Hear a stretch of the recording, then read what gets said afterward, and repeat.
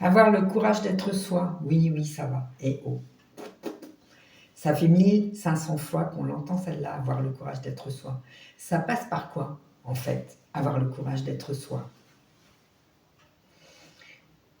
Ça passe par prendre conscience de comment nous respirons, comment nous occupons l'espace, de qui nous sommes réellement.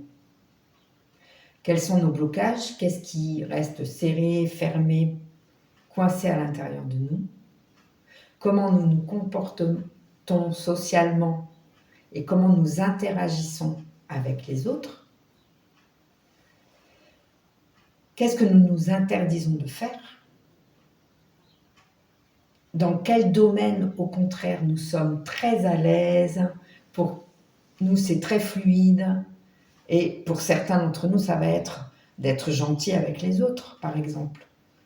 Nous sommes toujours gentils avec les autres. Ou alors de nous adapter.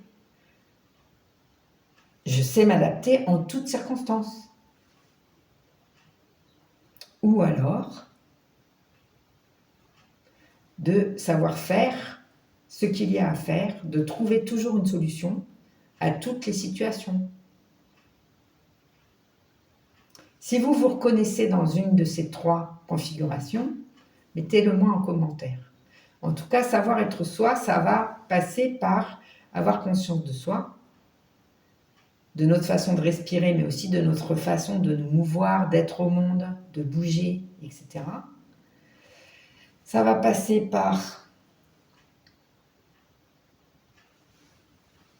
la conscience de nos interactions avec nos proches, avec notre environnement social, professionnel, les amis, plus largement les gens que nous fréquentons en général.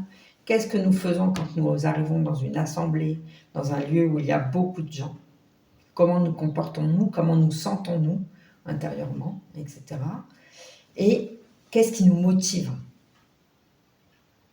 Avoir le courage d'être soi, c'est avoir le courage d'aller vers ce qui nous fait du bien, ce qui nous motive, ce qui fait que nous nous sentons vivants. Mais pour ça, il faut le déterminer. On est d'accord, hein? Il faut d'abord déterminer ce qui nous motive, ce qui fait qu'on se sent plein d'élan, plein de vie, plein d'envie. Parfois, ça n'est pas clair. Et quand ça n'est pas clair, c'est là que l'accompagnement, c'est là que le cadre bienveillant, le cadre tranquille, soutenant, encourageant, que pose un accompagnement, peut vous aider.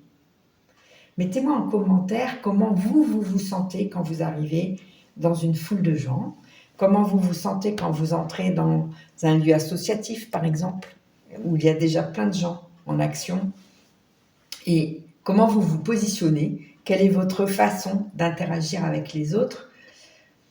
Je ne sais pas, je vous donne un exemple.